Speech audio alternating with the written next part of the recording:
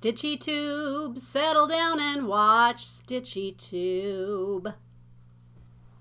Hey, today's Saturday, not Friday. Not Foggy Friday. It's Sensational Saturday, and it's 1:02 p.m. in Hattiesburg, Mississippi, and in other places in our time zone.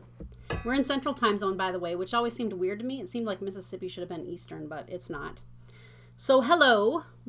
It's drippy. It's a drizzly Saturday here, and it's been kind of a rainy couple of weeks, which is okay with me, except our roof might be leaking, so that's a bummer. But I'm happy to be here, happy to be anywhere, and happy to be in front of you for sure. I thought I'd start with the drawing for something good, but first I got to announce the winner from last time, and she wins a notepad and some really cool handmade butterfly couture Christmas pins. And you may know her. You may love her. Long Dog Stitcher. Oh, what? Long Dog. You're the winner. Can you email me your address? I'll put the link below. And you win. So thank you so much. The question last time was, what is something that they don't make anymore that you wish they made? And it was a lot of food. You know, a lot of food items. I remember there used to be, when we first got married, there was some kind of a frozen food product that was like vegetables. It was a stir fry thing. So it was frozen vegetables, and then it had like little, like kind of greasy seasoned pods that would turn into sauce as you cooked it. You know, it was probably, I don't know which company made it, you know, like Bird's Eye or one of those kind of Stouffer's or something. But I loved those, and they only made them for a little while. I remember the Keebler used to make some pizza chips where they weren't like potato chips or corn chips. It was like a flour based, you know, more like a pizza crust kind of thing, and they were seasoned. That was really good.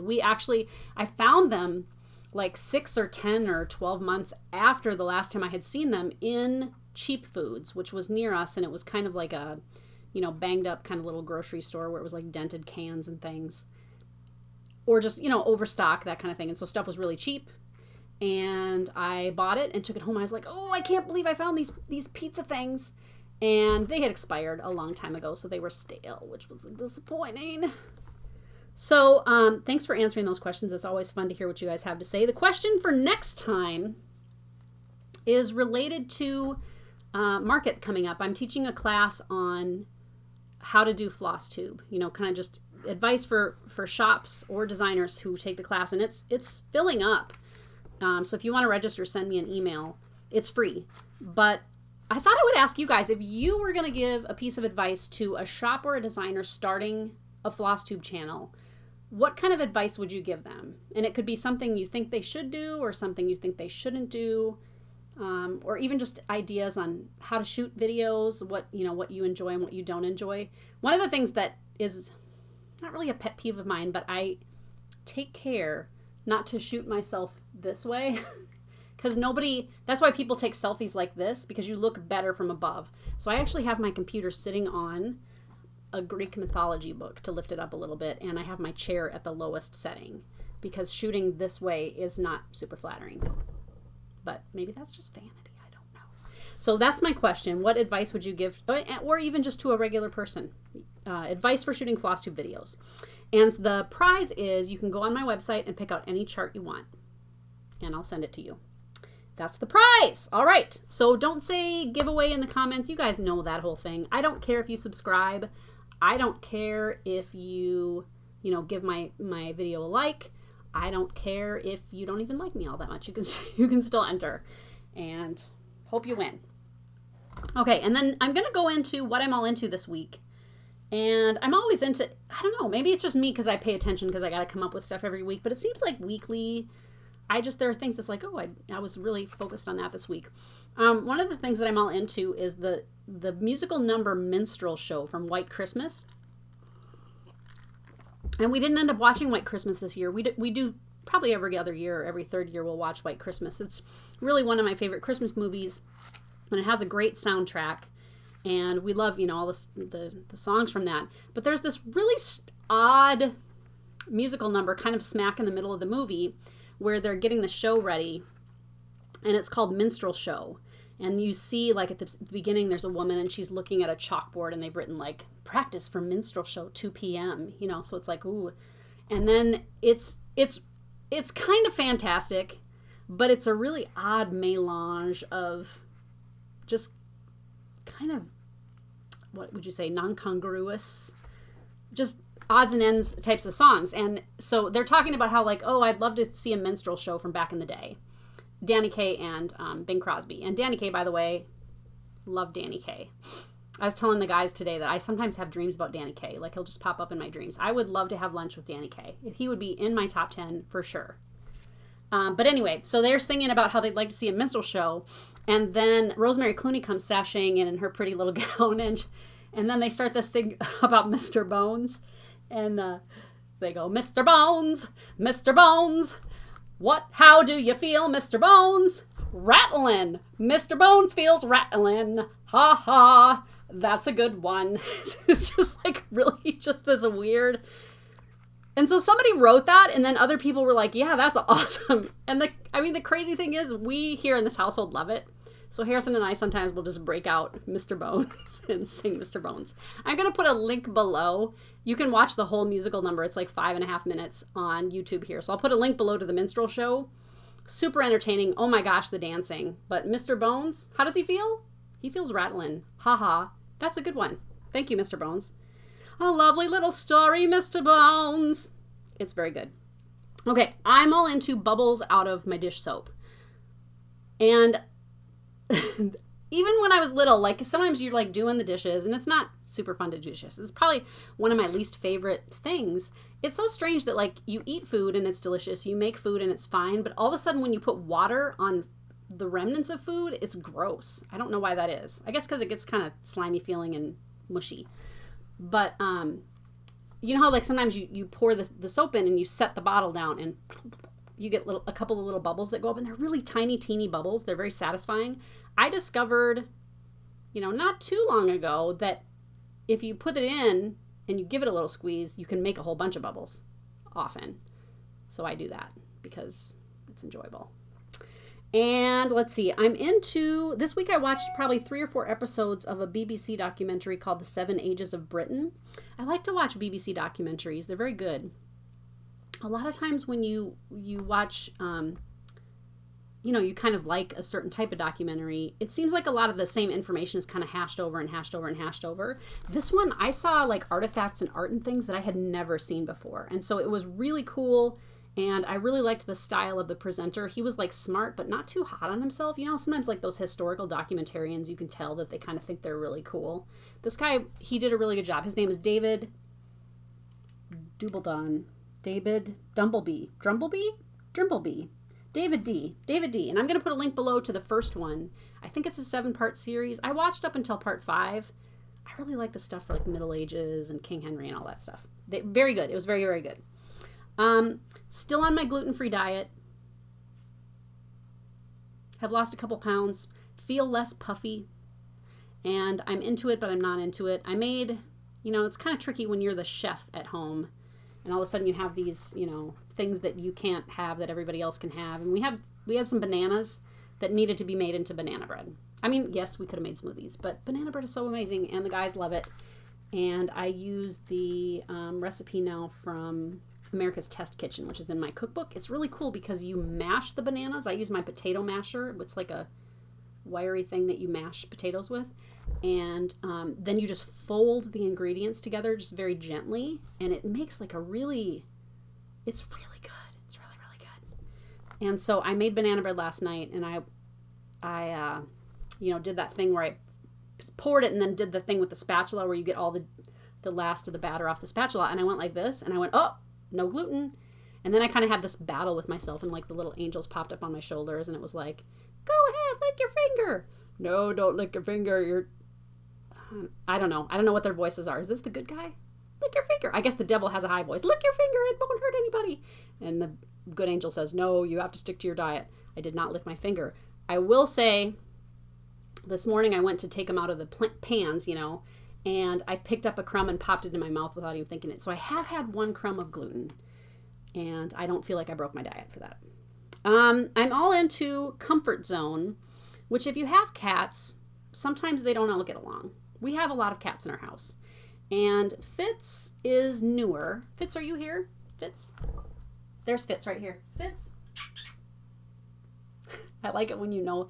I know he heard me because his ears moved. Hey, Fitz. Fitz. See, their ears tip back. He says, no, I don't want to look at you. So Fitz is newer, but he got big, and the other cats are afraid of him because he's big, and then he gets interested. So he and Briar have not been getting along very well. And she kind of slinks around and hisses at him, and then he kind of gets interested, and it gets up all in her face, and it gets to be like a big to-do. About once a week, they have a scuffle. But it's a lot of hissing, and sometimes it's like in the middle of the night, and she'll go, and then you'll hear him go,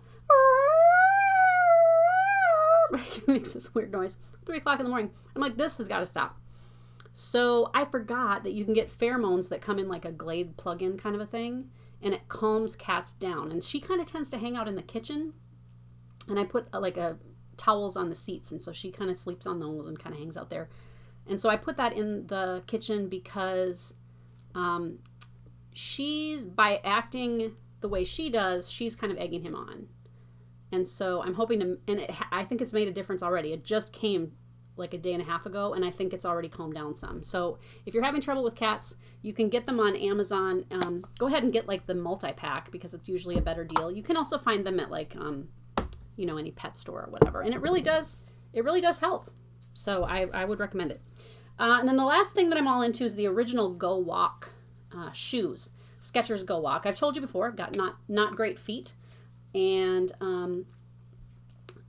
over the years, I've had different shoes. I remember Born, my first pair of Born I got, it was like they were really padded on the inside, and I was like, oh, these are so much better.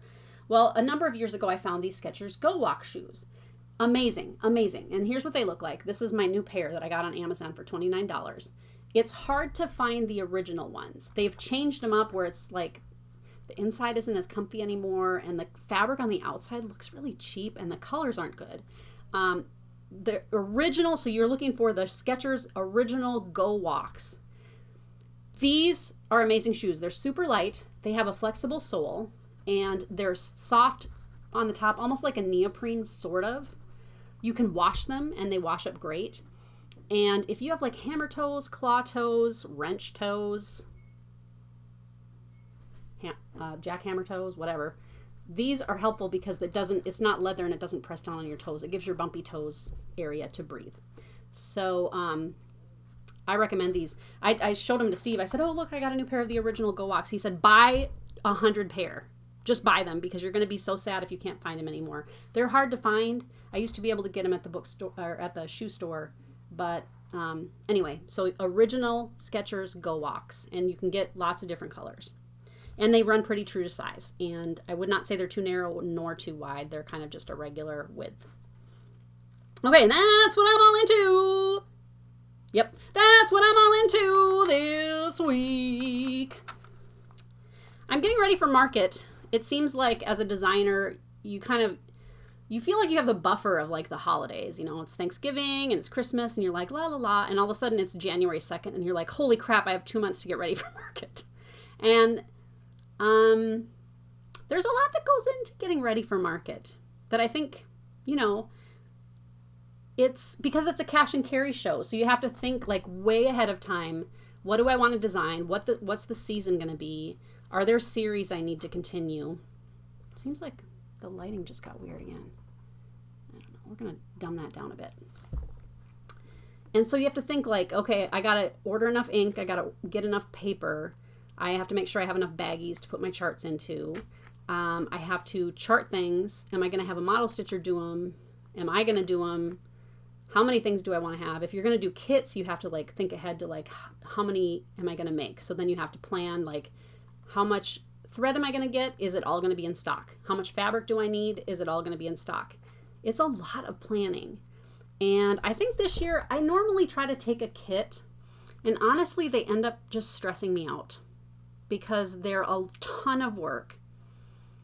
And you try to price them knowing that the shop is going to double the price. And so you really don't end up making a very good margin on the kits, especially considering like how much time they take. And I don't know. I never quite sell them all. I just don't think it's a financially good decision for this year for me to do any kits. So I think things are going to be charts.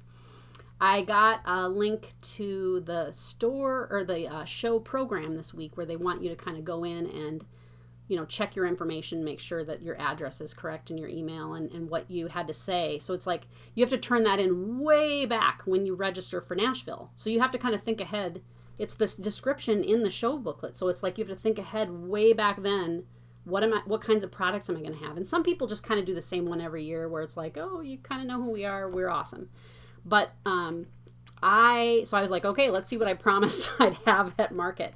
And I don't think I said kits. I think I said, reproduction and original sampler designs and hand-dyed fabrics. And I was planning on taking hand-dyed fabrics. I also have a company that I work with now to get kind of cool things like mason jars and bags and just kind of cool decorator type stuff that I took to St. Charles that went over great. And so I think I'm going to order in some of that stuff for shops. A lot of shops will shop not only for their shop, but kind of for gifts for friends or for themselves. And designers kind of come around too and buy things. And so I always kind of want to make their kind of fun things to do. One of my favorite things that I took once was fork easels. I think I have a fork easel. Hang on. And I have these made on Etsy back then. And I don't remember how many I ordered. It was a bunch.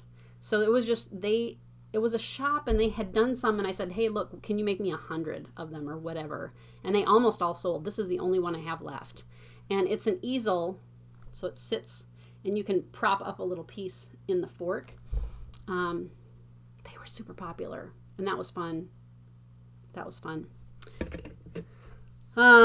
So anyway, it's a lot to think about. And then you have to think about transportation and storage. And am I going to need a helper? You have to get a price list made up. I have, I can show you this too. I go and get these made and they're the 2-part, yellow where you write on it and it marks through. And so I can get those done at, my local Kinko's, but they have to give them some notice. So you put the prices of everything and leave room to write in things that might not be on the price list. And then I kind of use them all year when shops place orders. And I just write in the things maybe that are new since then. So I'm in the process. That's what I'm in the process of doing. I'm not really going to be able to show you a lot of what I'm working on these days because I am getting ready for market. I have model stitchers helping me this time. And Graham is helping me now get shop orders sent out. And that's going to be more of a regular thing starting this month where he's going to be coming over and spending maybe 20 to 25 hours a week doing things for me here, which is going to help a lot. So I did, though, work on a few non-market things this week. And I have my, my system, and I've stuck to it the first 4 days. I had a kind of a sleepy week. So I was lacking energy some of my days, and I don't know if it's because I'm lacking carbs or what it is. I have... I'm working on this one, Sing a Song of Seasons by Blackbird Designs. And so there's what I've finished on that one so far. I filled in some more. It's really going to stitch up pretty quickly, and it's very, very cute. They put theirs in a little tiny frame, real tight.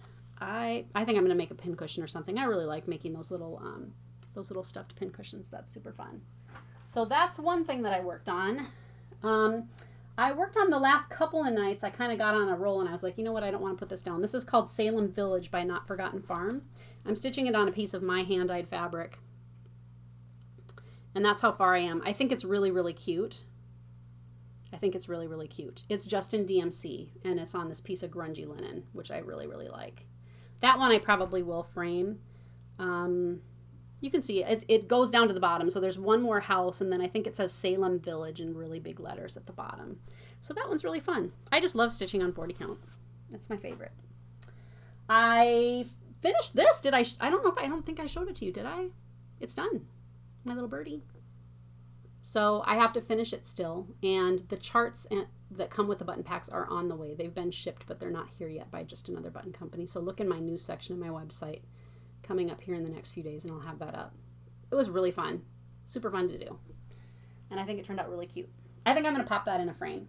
I thought about doing it as a pincushion, but because it's got so many buttons and things on it, I just really don't want it to be handled, And then I worked on, this one I didn't take out ahead of time, but this is Stacy Nash's Mary Barres sampler, Barres, and I've got this on my site. I'm stitching it on 40 count alabaster by R&R Reproductions, and it's in Weeks Dye Works. And I finally started stitching a motif in there. I kind of scooched over from the edge. It's really pretty. You have to be careful with the border on this one because these don't necessarily repeat. There are, the original stitcher made some little boo-boos in there. And so if you don't pay attention, your edges aren't going to match up all the way around. Here, let me show you a picture of what it looks like in the end. That's what it looks like, and I love the pastoral scene down at the bottom. It's so pretty. It's very jumbly looking. It's you know, kind of symmetrical, but not exactly. See, like, look here, there's this little thing here, but then this side, it's different. But then some of it is symmetrical.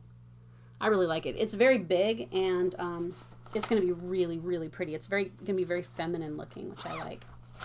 I like that. Okay, so I didn't have any FFOs this week. I was hoping to finish a few things, but it just did not get done. Okay, so I hadn't done one for a while. A long time back, I did kind of an episode of a show and tell for a list of 10. And I thought I would do another show and tell because why not? It was kind of fun because I went around the house and looked for things to talk about, things that are kind of unusual that I have, things that I've collected over the years. And so I was digging through drawers and stuff, which is kind of fun. I found some cool things. I found some things that needed to go in the garbage and a few things that went in the donate box by the door. I thought of this one at the end. So this is item number 11, and I'm going to show it first.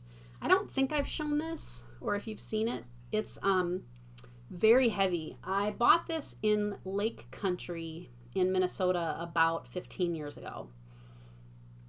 And I saw it in a little gift shop. My friend Jennifer, a different Jennifer, and I went to Lake Country one day and just went shopping at little downtown areas. And there was this really cute gift shop. And she had this on the counter. And it was kind of expensive. I don't know if it's bronze or brass, but it's very heavy. And she only had one, and I really liked it because this is the kind of relationship I've always had with my kids, with my boys. Just, you know, swinging them around with the pointy bosoms. And I used to be skinny like that too. And I really, really liked it, but I didn't get it. And then it was one of those things where I was like, I just thought about it regularly. And my friend was going back out in that direction. I said, would you please pick me up that statue that I saw? And she did. And they still had it. So I was really glad. So I have this still.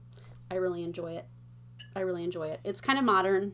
But, you know, it's kind of that bronze look, too. So I just really like it. It's one of my favorite things. Okay. Item number 2 is this book, The Pleasure of My Company by Steve Martin. I'm a huge fan of Steve Martin. Always have been. And going way, way back. And I think one day on eBay, I was like, I wonder if you can buy Steve Martin's autograph. That would be so cool.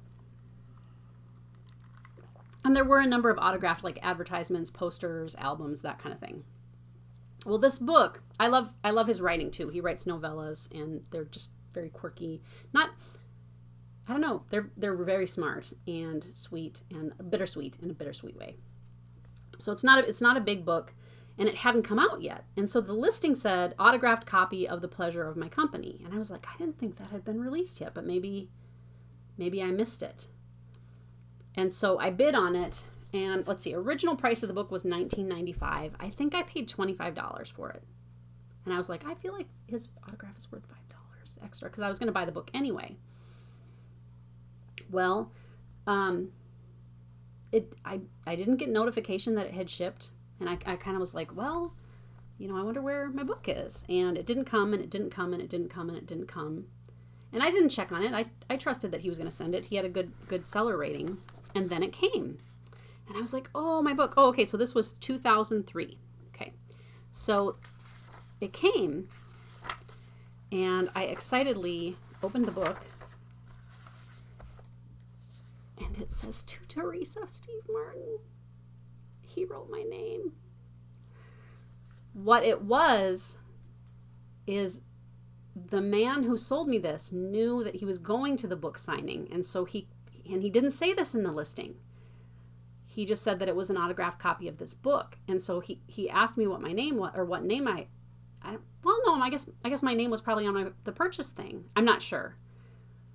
but he bought the book, stood in line, and had Steve Martin write my name. And so to me, like, this tiny little bit of time I had of Steve Martin's for like 1.5 seconds, or however long it took him to write that.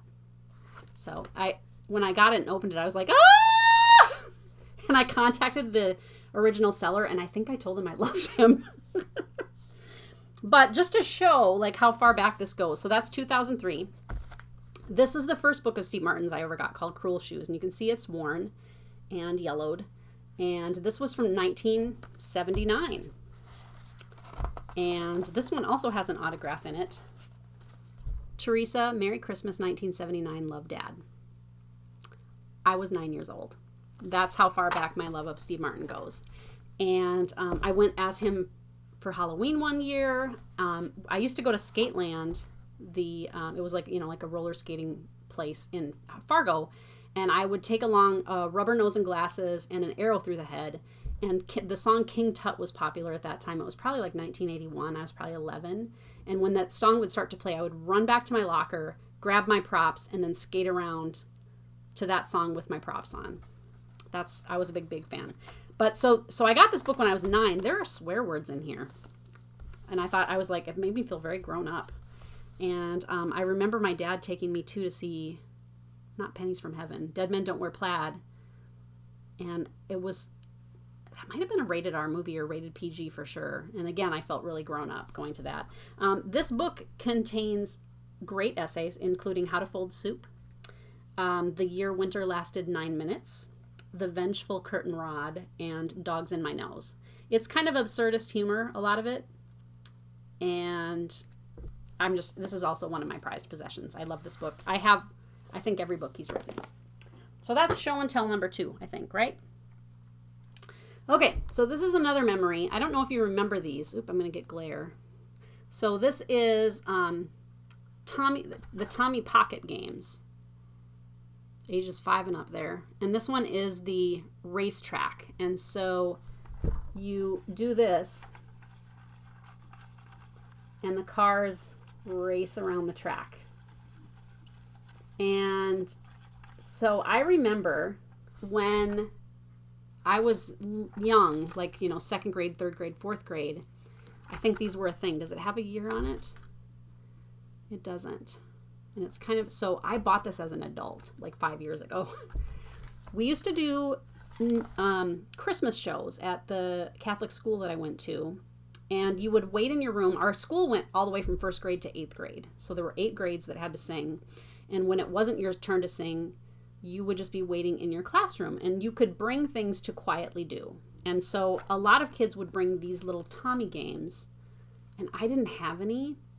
And I don't even know that I ever got to play with anybody's. But I always longingly, especially this one, looked at this one. And these other little games, they're not electronic. They're just powered by your finger. I think there was one that was like a pinball game, maybe. I should collect the others in the series. But as an adult, I got to thinking about it, and I was like, I wonder if I could find one of those. And I did, and I paid a couple dollars for it, and I really like that.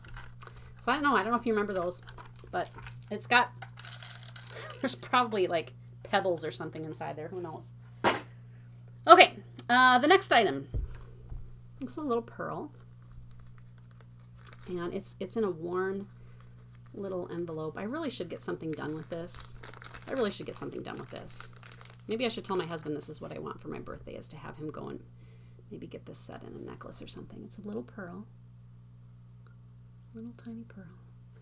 And so my family and I went to SeaWorld when I was 11 or 12.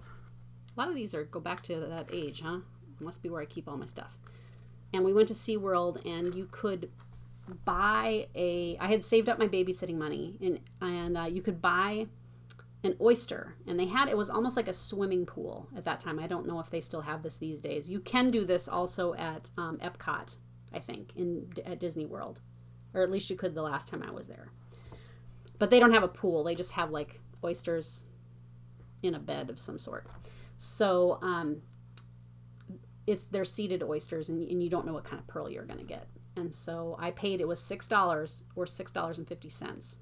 And it felt like a really big splurge, but I was like, but I'm going to get a precious pearl. And so the diver, you the diver dives down and grabs one and brings it up, and then you takes it over to somebody and they pop it open and they measure it for you and everything. And I just thought that was like the coolest thing. There is a channel now on YouTube. I don't know if I figure it out, I'll put a link below. But there's a channel on YouTube where you can pay them for a certain number of these, and they'll pop them open on YouTube videos, and then they send you your pearls. And so it's kind of the same thing, but they're doing it in studio. And I don't know how they do it, but they get a lot of either pretty big or mainly like different colored pearls. So I don't know if there's some kind of something that they do to get, you know, like purple and blue and whatever. I got just a plain little pearl, but it's another one of my treasures. I collect sort of Lego minifigures. They come out about once a year, and this year, recently, it was Harry Potter, and I got a couple of them. But, you know, I don't know if you've seen Lego minifigures before. This is Shakespeare, and Sue got this one for me for, you know, like Christmas or my birthday or something, which was really, really cool.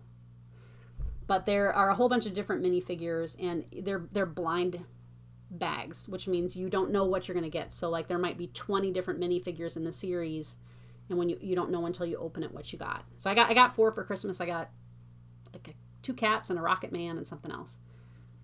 Birthday Girl. But anyway, that's those. My nephews collect them too, and I don't know if they're still collecting them, but I am. And it's not crazy. I have a little bowl of them, and I think they're just really neat. So that's Shakespeare, and he stays set up on the top of my bookshelf in the hall. Okay, this is kind of a cool needleworky item. This is when in 96, 97, so the 96 Christmas, my husband and I went to Fargo with our kids for Christmas, and we ended up getting snowed in a couple of extra days, and it was bitterly cold, bitterly cold. And so it was a good 6 hours or 6.5 hours drive to our house, which was then in Winona, Minnesota.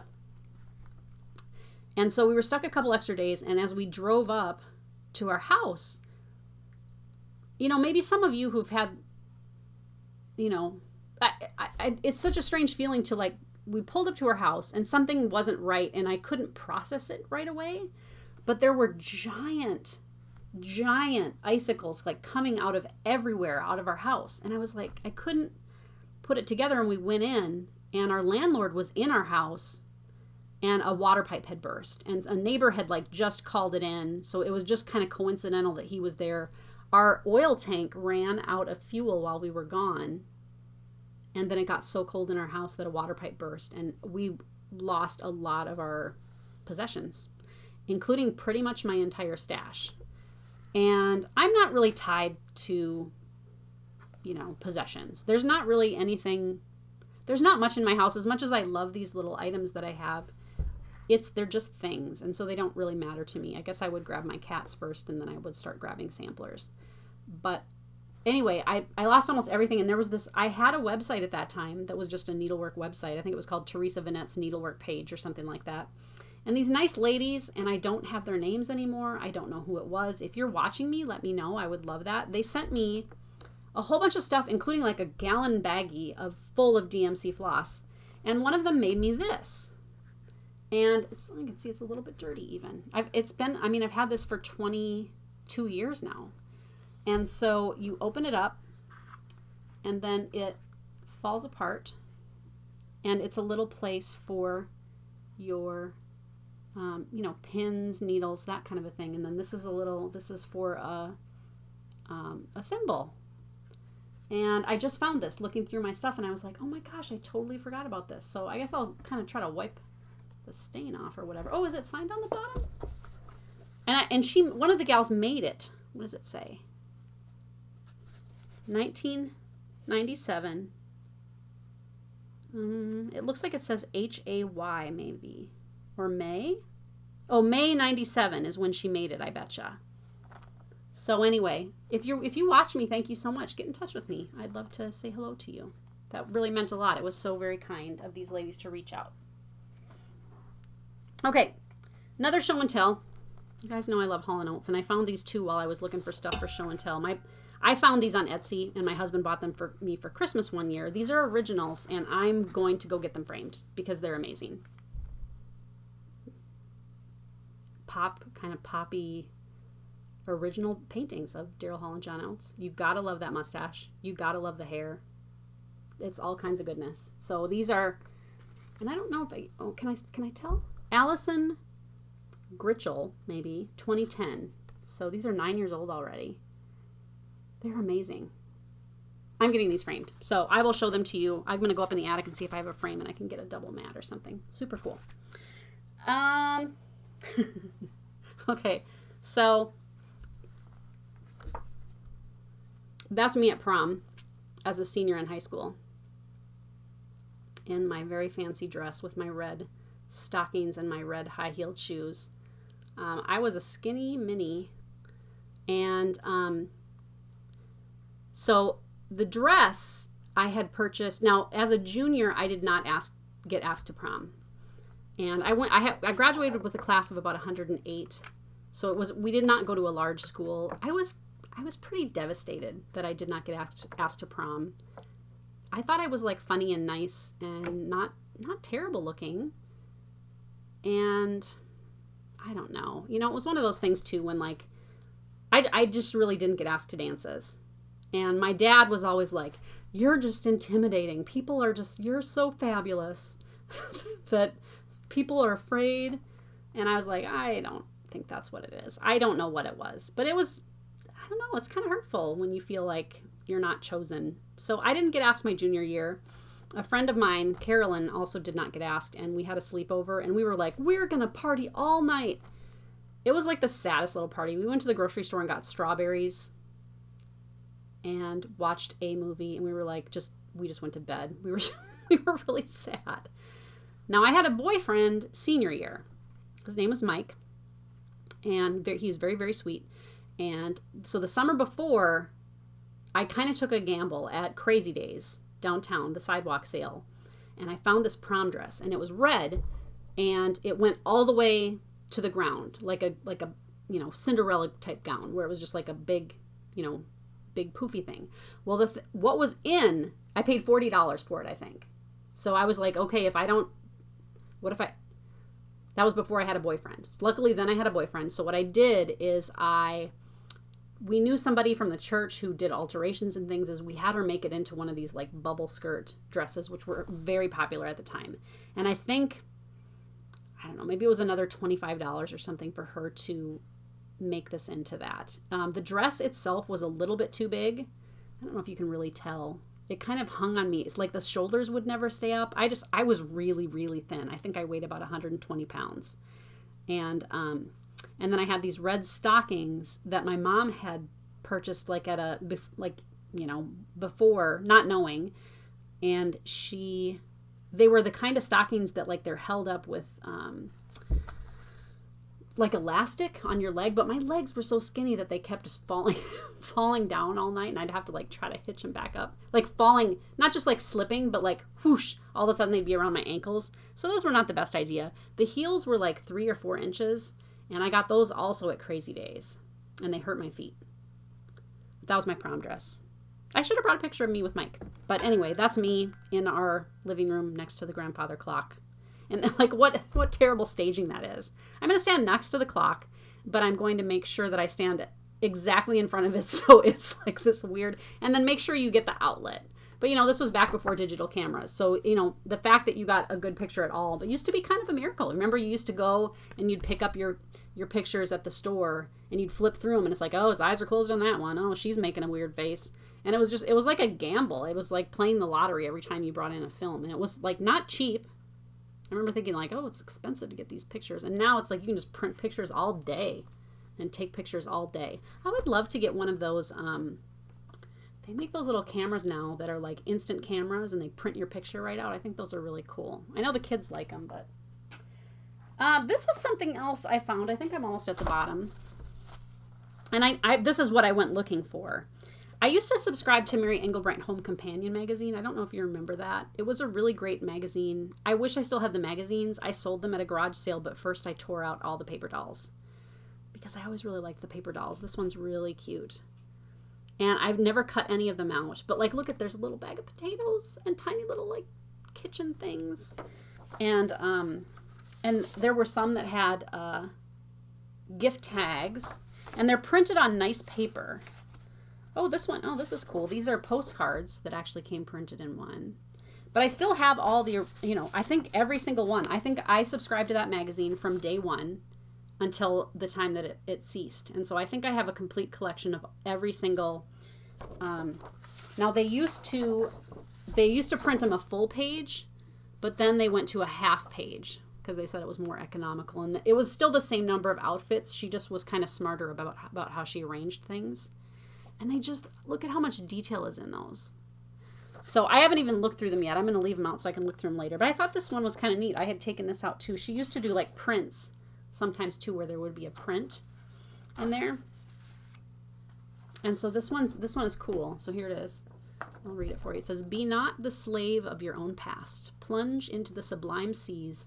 Dive deep and swim far, so you shall come back with self-respect, with new power, with an advanced experience that shall explain and overlook the old." So I really liked that magazine. I was super sad when they stopped making it. I'm sure that it was a, that either, I don't know. I think from what I heard, it was a licensing issue. This is cute. Goldilocks.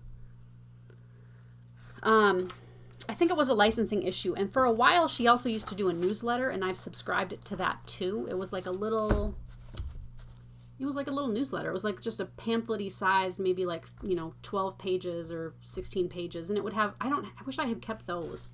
But they would have little craft projects in them and such. So I remember that.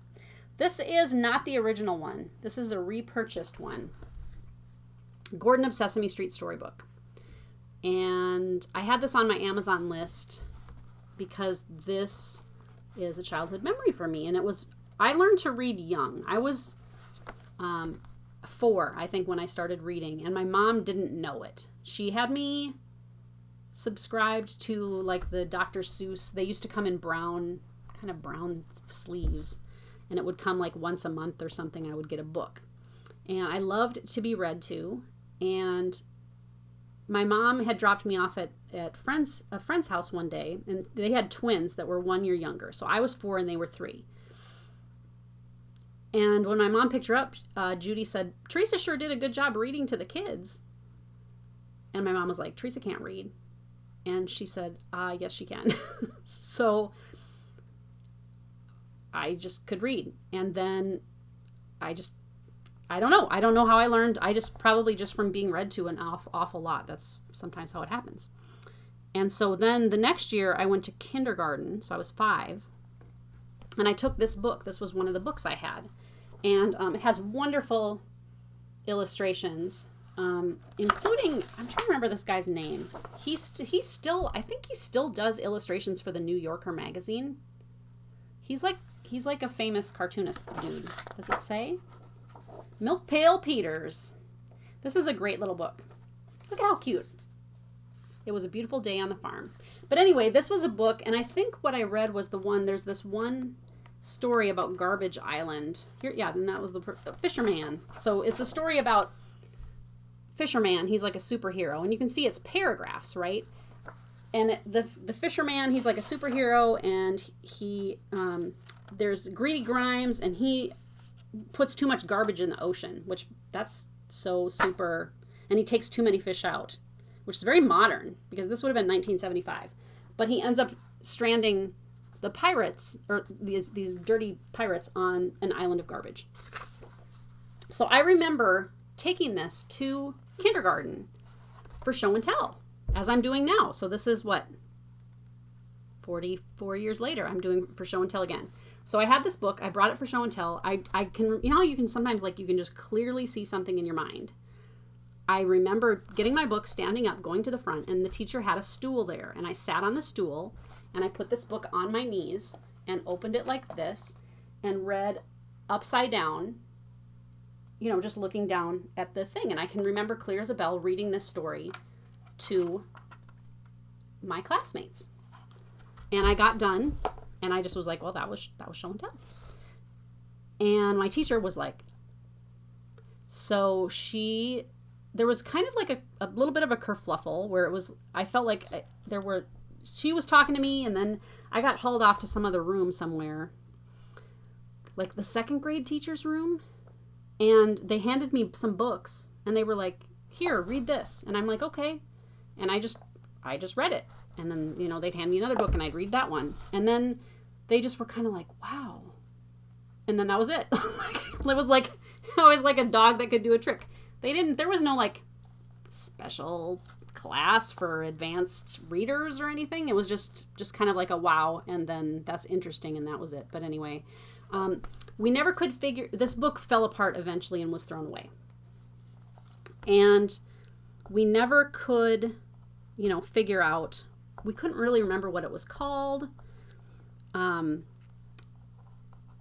my mom saw it once in a public school. She volunteered at some school, and they had it, and it was also falling apart and very old. And she told the librarian, like, can I buy this book? Like, I will buy you another book. I will pay for this one. This book means a lot to our family. And the librarian said no.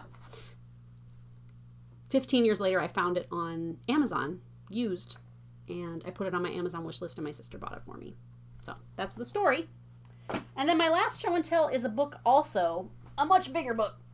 And this is a show and tell from this week. I didn't get any stash this week, but I did get this for 33 cents. Soft covers at our thrift store are 3 for $1, and hardcovers are $1. And I used to volunteer a lot at the thrift store, helping them put their books away and put other things away too. And I don't do that anymore. She has another volunteer that does it. It kind of got to where when I was working at my 3 jobs here between 2015 and now, I could not, I worked too many hours to volunteer anymore. So then in the meantime, she got somebody else. Well, this week, Rebecca called and said, Teresa, we have so many books that came in, and our book volunteer can't make it today. Can you come in? And I said, is tomorrow okay? And she was like, yeah, thanks. So it was fun. It was like, I actually reorganized the book room, and it's still set up the same way I organized it. And so it's always fun to see the different books that come in. And I bought a couple, but I bought this one, an art history textbook. And it is big and heavy. And I, for years, have toyed with going to take a class on campus about art history. But it's like, then I have to drive all the way to campus and park a car and walk in. And what if it's not good? And you can do that here. It's like $25 or $50 to just sit in on a class where you basically you don't take the tests, or, you can't, I don't know, you probably could take the test, but you don't get credit for it, and you don't have to do the assignments. You basically can just sit in and learn, which I think is neat. I got this art history book for 33 cents, so I can maybe just take an art history class by reading a book. And I don't know how much this book would have been new. It is as if the student never opened the book. It really is in brand new, pristine condition. It's from the late 90s, but the information is going to be the same. So that was kind of a fun find this week. Oh, I should weigh it. It weighs a ton. So that's my show and tell. Haven't done one for a while. It's kind of fun because I got to take a little trip down memory lane with some of my things. Okay, so just one more thing then. I've got to talk about a few things in my shop, and then we'll let you go. By the way, everybody, I got a lot of nice comments about the interlude last week with the cats.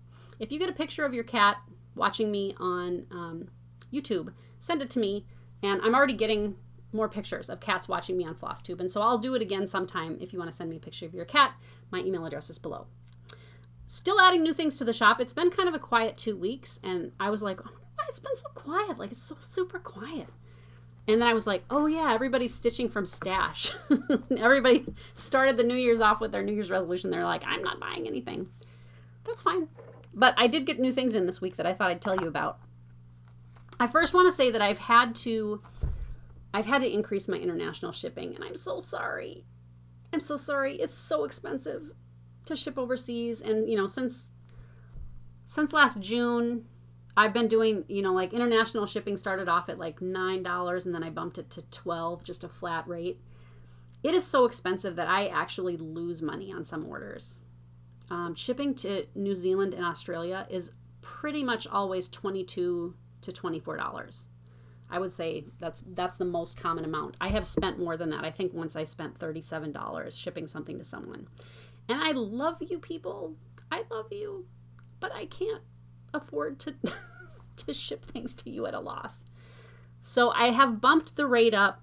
I think I bumped New Zealand and Australia. Now it's more specific to country to $19 maybe flat.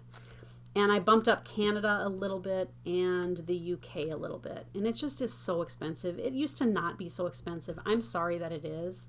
I wish it wasn't. So I had to do that. I'm sorry.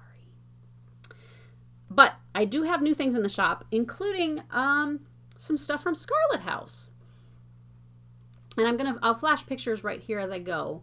Scarlet House, Tanya does a great job reproducing samplers, and she's a great designer. I always like the samplers she chooses, and her colors are always very good, and she picks interesting ones. Like, I just really like her stuff. And like 4 months ago, I had on my site, I think it's Mary Belcher. Is it Mary Belcher? I don't know. And then I went to reorder it from Hoffman because I was out, and they didn't carry it anymore. So I was like, oh, okay. That's weird. So I went to Yarn Tree and they didn't have it either. And I thought, well, maybe that one got discontinued or something. And so then somebody contacted me recently and said, hey, you used to have a chart on your site that I don't see anymore. Can you get it? And I said, well, I can contact Tanya and see if what I see. And so I asked her about it and I said, can I still get this? And Hoffman doesn't have it anymore. She said, oh my gosh, I didn't realize that. So I said, well, hang on, I'll get an order together for you. Turns out Hoffman doesn't have a lot of her great charts. So I actually placed a huge order with Tanya and got in a lot of her great, not old, but, older samplers, some of which I'm like, why would Hoffman not carry this? This is amazing. This is like one of my favorite ones of hers. So I have a Scarlet House section on my site, and you can just find it in the drop-down menu. And I'm getting in those. I got in a lot of those old charts. Punch needle and primitive stitcher is something I'm going to start to, okay, here it is, get every time when they have a new issue, just because I thought maybe, some of you don't want to subscribe and you kind of want to pick and choose which ones. I've heard people say, oh, well, I'm not really into punch needle. Yeah, but do you like amazing cross stitch? Because that's in there too. So even if you don't like punch needle, there are always tons of cute projects, and it's still fun to look, and it's not a terribly expensive magazine. The Christmas issue, which is thick enough to get a flat binding on it, and it's heavy, like nice glossy paper, $14.99. Not expensive, and you can see there's Teresa Kogut designed this for this issue. I got the last 16 of these. So that was the second printing. And it's my understanding that's it. They're not reprinting it again. So grab one of these for sure. I have other back issues as well, and now I just am going to start to get them as they come out. But it really is a very, very nice magazine. And I might be doing something for it pretty soon. They're thinking it would have to be done. Well, yeah, I got to get going on that too, don't I? But it just, lots and lots of cute projects. And it's not all punch needle. It's punch needle and primitive stitcher. So it's about half and half. And Barbara Anna does stuff for this. Lottie Da has done things for this. The Primitive Hair does things for this. So great, great designers. It's well worth the price of admission. And they're very nice people over there at the magazine. And my last thing was I came across it looking for my show and tell items today, is my Elizabeth Milner antique. And I thought I sold it. And after I closed my shop, I was feeling really down. And I worked at the shelter, and that was just a nightmare. Like it was so hard on me. I had a day at the shelter where, and I felt like I handled it every day. I would say, be brave. And I would walk up into the shelter, and I would just know that day was going to be hard. Every single day was hard. And one day I was sitting paying bills, and I just started weeping. Tears just started running down my face. And I'm like, why are you crying right now? And my body was like, good Lord, lady. So during that time, I just was like, I'll probably never get to do anything stitching related again. I'm a failure. It's over. And I sold a few of my antique samplers. And, you know, there are two of them that, well, there's one in particular of them that I wish I hadn't, but it ended up with somebody very sweet and nice, and so that's good. But I thought for some reason that I had sold Elizabeth Milner's sampler, and it's one that my friend Jennifer has stitched, and it's one, I'll show it to you now, I guess. I didn't sell it, it turns out. I just learned today that I did not sell it. And so here's the original, and it's very, very thin. And I like that it's got the vowels up here. And down at the bottom, it's got a really great, like, owls. See the owls on the other side of the pot in the middle, and the squirrels. And it's got strawberries, and she spelled out the whole year, 1,800 and then the number 48. I think it's a really, really cool sampler. And one of the things that's really cool about it, and it's harder to see on the original sampler, you don't see this very often, her border, I don't know what she was doing. She just like would skip, all of a sudden skip in. Can you see this line that runs up here?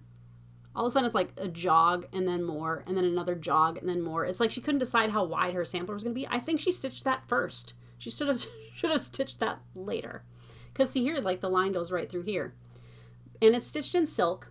Now when I got this one, the back of it was filthy. It actually had some kind of a bug infestation. Like they were no longer alive, but it was some kind of a filmy, webby sack that maybe held creatures at one time. And I had never received a sampler like that. It told me that it was old. It was very grungy, dirty. And I know I've said this before on my channel, but I didn't tell you which one. I washed this one.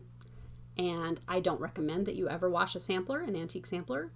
I would probably never do it again. But bug sack. I washed it. And the colors in a couple places bled a little bit, but I got it rinsed pretty well and it looks great.